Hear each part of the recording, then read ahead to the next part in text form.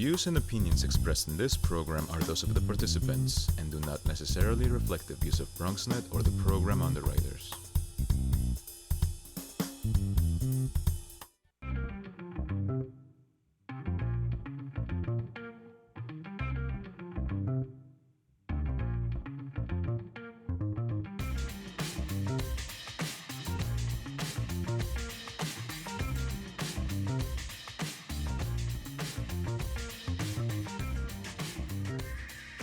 Hey there, it's time for the Bronx Buzz. This is BronxNet's program where we talk to journalists, writers, filmmakers, photographers, anybody really involved in Bronx media, people who put stuff out so you can get kind of inside their heads, find out what it is that they're thinking about and talking about when they put the stuff out that we, absorb and consume in the borough of the Bronx when it comes to media. To start the program this evening, you're not going to believe this, but in fact, we are going to, drum roll please, Omaha, Nebraska, and we're going to join via Skype filmmaker Andrea Garbarini. And Andrea, nice to have you with us on the Bronx Buzz. Thanks for having me. Andrea, we're going to talk about your film. We're going to talk about some of the things that you've been doing. It's a captivating concept, from Beacon to the border, grannies working to support migrants who are down there right at the border. But before we start, we're recording this show, by the way, on 9/11, and so I had heard that your husband was a firefighter on 9/11, and I just wanted to wish you well and wanted to wish your family well and tell you that all of us in the Bronx, are with you, a Bronx girl who went through such heartbreak. And if you want to tell us anything about that, we'd be happy to listen. If not, the wishes stand as they are. Well, thank you. No, my husband was a fireman, and he lost his life on September 11th. And it was a gash in the side of humanity that day. And it's still something that, many New Yorkers and many people around the world are dealing with. And myself and my children have been supported, and I just hope for peace on earth. That's it. That is the right attitude, and I don't want to belabor the point because we all feel that way. Listen, I can only speak for the borough of the Bronx, and we're all with you, and we understand exactly what you're saying and wish you and your family well. But let's talk a little bit about you as a filmmaker. A Bronx girl, was an emergency room nurse in the Bronx in the past. How did you come to be a filmmaker? Well, actually, after September 11th, I had experienced meeting many families that had gone through this terrible tragedy. And many of the women that I had met had done amazing things after 9/11, creating foundations, building libraries, having runs that, it was the Stephen Siller Tunnel to Tower run. And I wanted to do a movie that showed what the good that came out of the bad. Right. And basically that's where it started. I teamed up with filmmakers Beth and George Gage, and I made that film. That was the first thing that I had done. I produced it. They made it. So, in a way, kind of a bad situation, as you said, led to something good. And I guess, yes.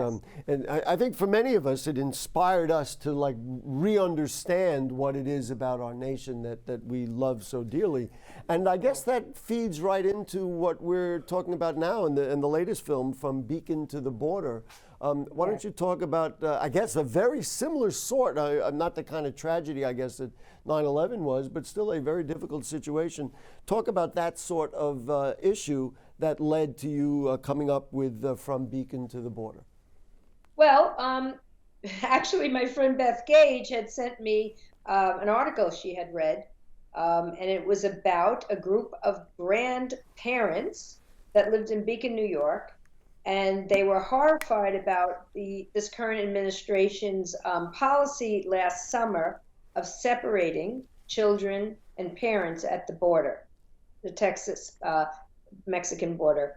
And not just Texas, the entire Mexican border and the U.S. border. And they started a movement called the Grannies Respond organization. It went viral on Facebook.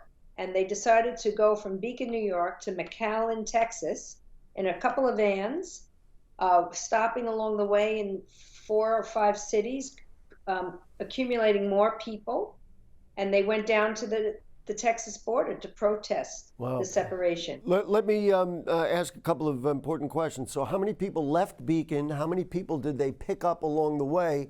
And what was the nature of the group? Now you say they went to protest, so it wasn't a matter of them going to bring food or munitions or things like that for migrants. It really was to create a political action. Do I understand that correctly? Well, they created, there was about 30 that left from Beacon. And I was with them with 2 young filmmakers, Jacob Nemec and Dylan Franks. And that was quite an adventure, because we all just jumped in a van, rented a van, and got permission to follow them. But their point was to raise awareness, but they were also doing some service when they went down to the border.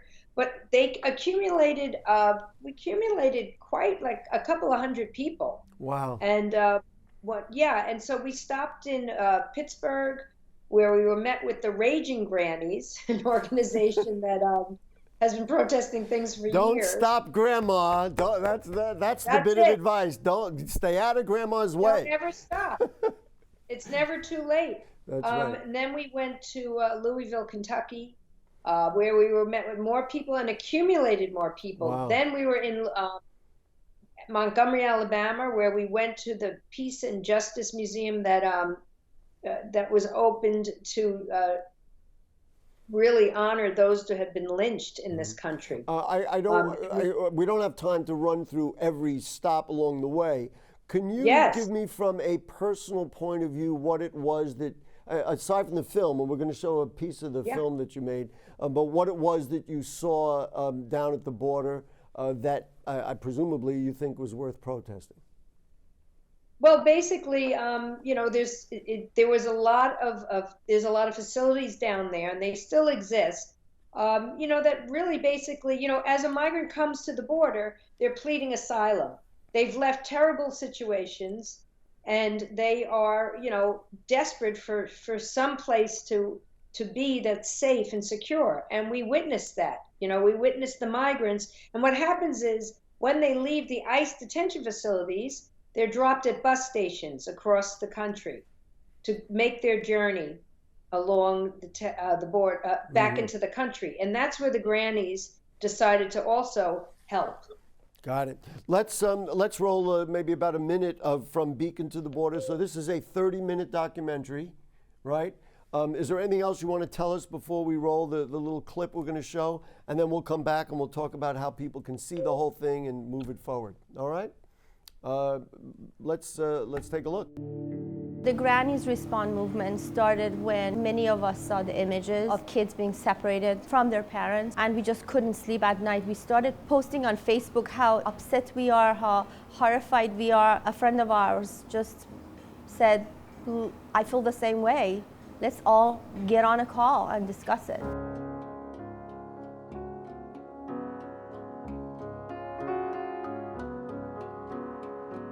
I just had this idea, and I said, what we really need to do is we need to get a bus full of grannies and just go down to the damn border and show the authorities how you're supposed to treat children. We had a meeting 4 days later, and that was it. I was at a fundraising concert. Dan Imar Blair came up to me and he said, would you consider riding to the border to protest the separation of families? And I looked at him and I said, yes. I'm an artist. I made this map in 1976. And when I was asked by Grannies Respond to go to McAllen, Texas, I thought, I can show our trip on this map. Andrea, I will applaud here, and I'm sure our audience is saying to themselves, gee, I'd like to see more of it. So what is the status of it? What, will people be able to see it? Is it going to be online? Will it be in theaters? Will it be shown in neighborhoods? How can people get a hold of and see From Beacon to the Border? Please visit my website, frombeacontotheborder.com. Okay. There will be a screening at Fordham University on September 26th. I'm writing that down, by the way. September 26th at Fordham. Keating's Hall. Right. I believe it's at 6:30. I will have it posted on my website. I know we got cut off a little bit there. Did you hear me when I was okay. speaking? Well, okay, we great. introduced the film, and so now we know that it's going to be at Fordham on September 26th. We go to your website from beacontotheborder.com, right? Yes. Okay. And then the other website I just wanted to bring up was one you told me before the show, which was granniesrespond.org. Tell me about granniesrespond.org. Okay, so like I said before, when the migrants come to our country, they're discharged to sponsor families, and they were kind of dumped at bus stations and expected to make their journey on their own with nothing. They had nothing. They had little bags of clothing. They had hardly anything. So the Grannies Respond movement, what they started doing is showing up at bus stations across the country to help the migrants on their journey. And that's where we're at right now. Andrea Garbarini, thank you so much for joining us. Enjoy your trip. As I said, I don't know why a Bronx girl would be in Omaha, Nebraska. I'm not sure either. But you're doing it. We'll welcome you back to the Bronx. And thank you for caring for people from all over the world and for the fine film From Beacon to the Border. We really appreciate your time this evening. Yes, and I'd love to have more community screenings. Please contact me, and I'd love to show it anywhere. That's from beacontotheborder.com. Andrea Garbarini, thank you so much. Have a wonderful day, and thank you very much. There you go. All right, there you go. One of the many compelling stories and one of the things that Bronxites care a lot about, and you saw evidence of it right there. We're going to take a short break and go back to kind of in our traditional way of doing this program with a journalist who really covers the Bronx and really looks deep into a lot of different issues. We'll tell you about who that is right after this. Sure, I look cute now, but when my owner lost his job, it was rough. I was living on the street, and one night, me and this Cocker Spaniel got into it so bad, I wound up looking like an ice cream cone.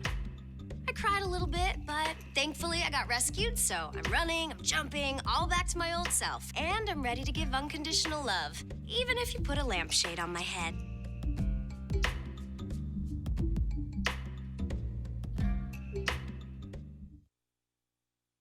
It's not always easy being a dad. Do you have panda asthma too?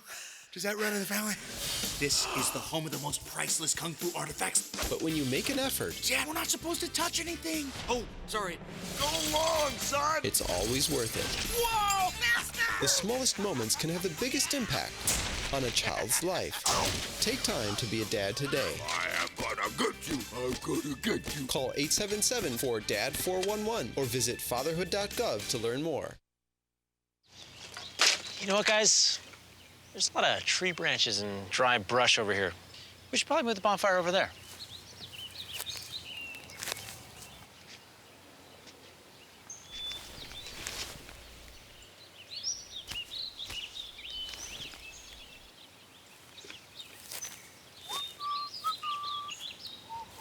I'm guessing Smokey liked that idea.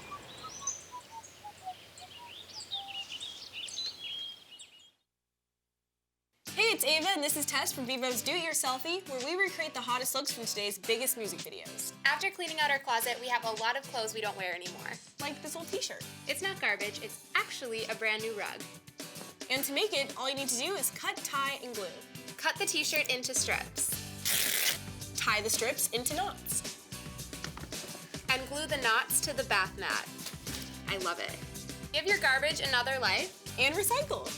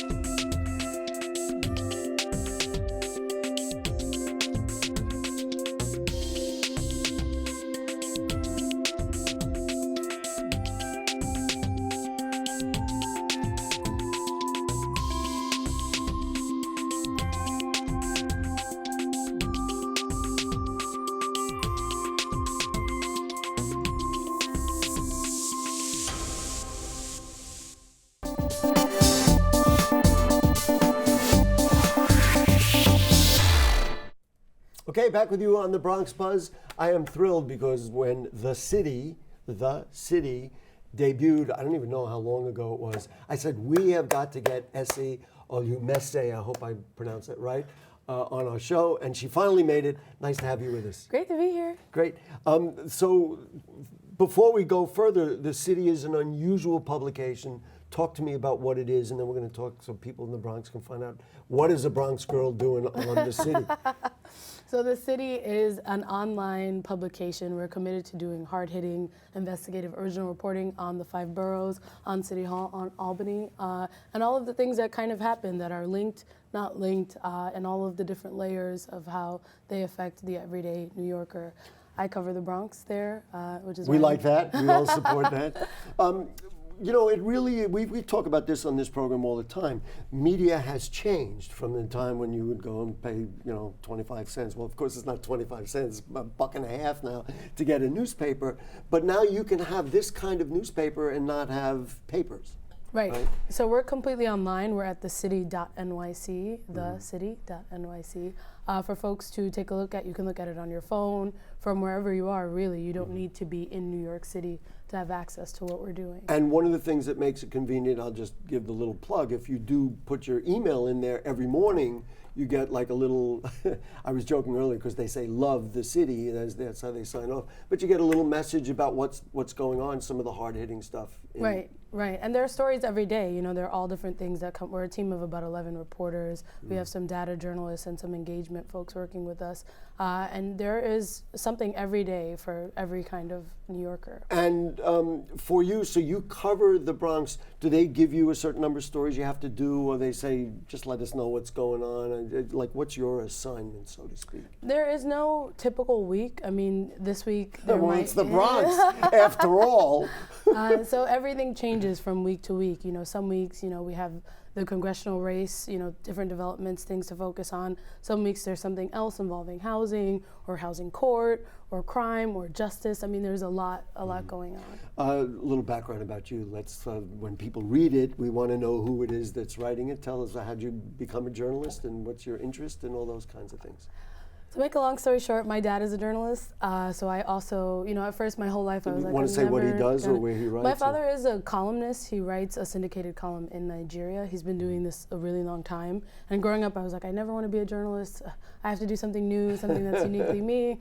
But it ended up being something that I took such an interest in, went to Columbia Journalism School, and have been really writing ever since. Moved to Chicago to write at the Chicago Tribune, and now came back here to work at the city. Mm-hmm. I don't know if I want to compare the Bronx to Chicago, but what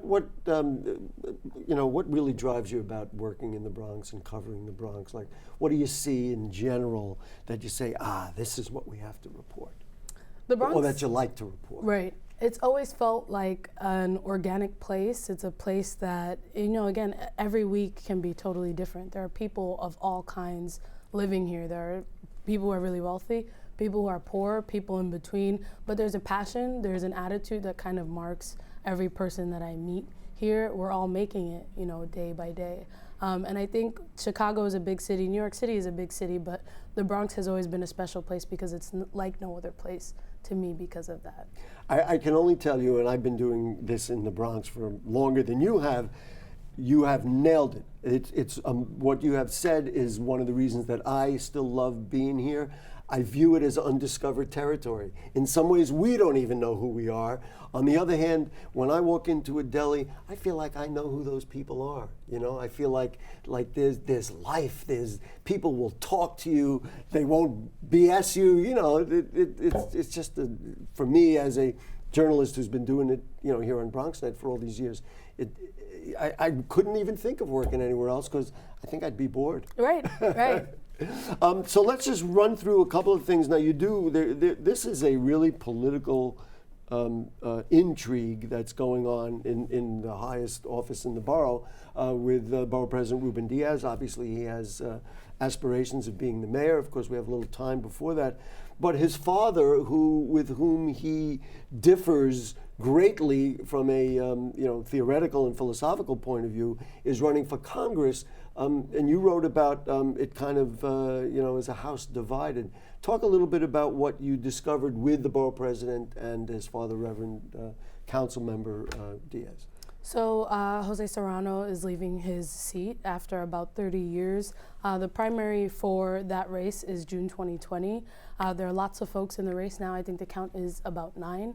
One of those folks is Reverend Diaz. And the question that's been floating around some circles is the borough president, one of the most powerful people in the Bronx, is he going to endorse his father, or is he going to endorse someone like Marlene Cintrone, who is a close ally and friend of his? She's the head of the Bronx Overall Economic Development Corporation. And let me just interject, or is he going to sit it out? Right. Which would also be extraordinary in a seat that represents the district that he grew up in, to not have for the borough president to not have a say. It's fascinating. So imagine being him, right? Do you endorse your dad? Do you not? Do you sit it out? What message does that send? I think I don't want to be him. I don't want to be in that position. I think you went and followed your father's footsteps. Yeah, I mean, we all have disagreements with our parents and friends and family over lots of different things. I can't imagine that because he's the borough president, it should be something that's different. But I do wonder. It is still very early. We have less than a year now till that primary. This is one of the, if not the most democratic county in the U.S. Or congressional district in the U.S. So you can extend that. We don't have any Republican elected officials, so you couldn't be more blue than the Bronx is. Right. I mean, it's a matter of fact. So I think the winner of this primary, of course, stands an incredible chance at becoming the rep. Let's just step outside that, because it is a personal issue between them. I guess they'll have to resolve it in their own way. But the race itself is fascinating, and I have had interviews with a few of the candidates who are running. It's very possible that because Reverend Diaz is so singular in what he believes in and what he's supported, it's very possible the other 8 will split the vote and he ends up being the winner, even though in many ways he might not get a majority of the votes, but he may get the most out of the 9. What are your thoughts about that?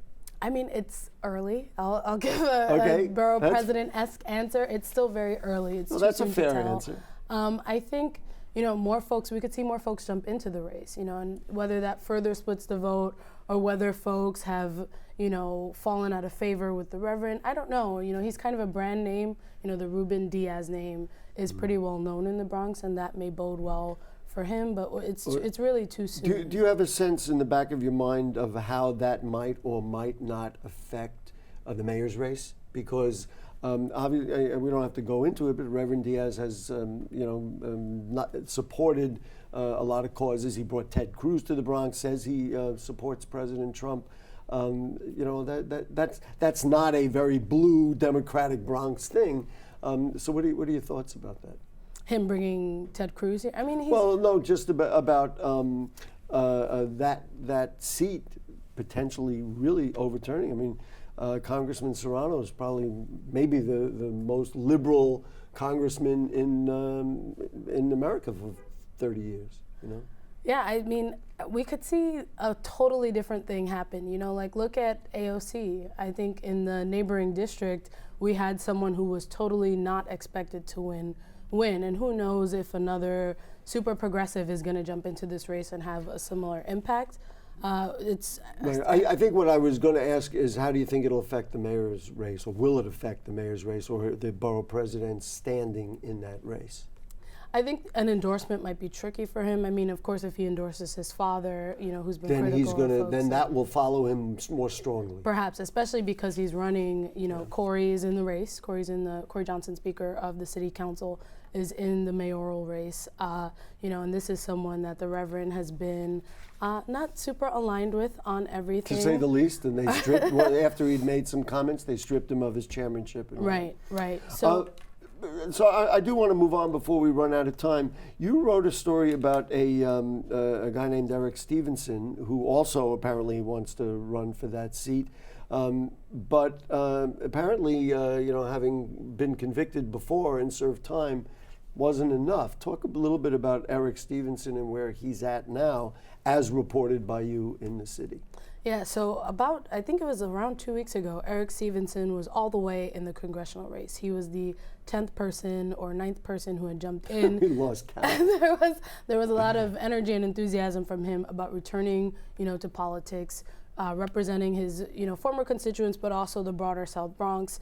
And then abruptly, he, switches positions and he decides to run for his former assembly seat, which had been rumored. It had been something we talked about. He was kind of going between the two options and trying to figure out what was best. And then he decided he'd run for his old seat, currently occupied by Michael Blake, assembly member who's also running for also Congress. In this race. So there I hope is a people lot are keeping track here. Yeah, I'm trying my best to do so. But Eric Stevenson is a fascinating guy. I mean, this is a former, assembly member who was convicted of taking more, for taking served time. Yeah, more than $20,000 in bribes. I mean, he says that constituents that he is in touch with are eager to have him return to office. I'm not sure. I haven't, talked with them, but I do think it's just interesting.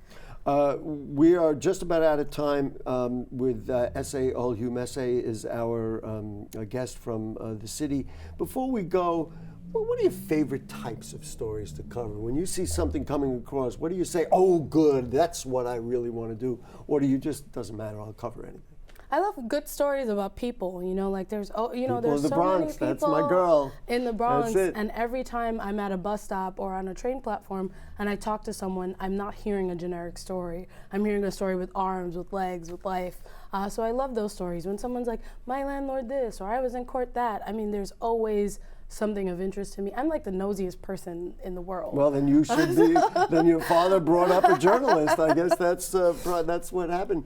And I'll tell you, as I said earlier, then we are on the same page because I could walk down to the local pharmacy and talk to anybody there, and I would have in the Bronx 15 different features all the time. Right. It's such a pleasure to meet you. Lovely so meeting great to have you. Thank you so much. And guess what's going to happen? We're going to invite you again, and we hope you'll come back. Amazing. Thanks. Great. So everybody, check out the city. It's the city.nyc. The city NYC or the city.nyc. because it is New York City after all. Thank you so much for joining us. Again. And guess what happens now? We say goodnight. That's the end of the Bronx Buzz for this week. And on Bronx Talk on Monday night, you're going to want to watch too. We're going to talk about gifted and talented and the admissions requirements for specialized high schools. We'll have one from each side of this story. Should be a lot of fun. See ya. Good night.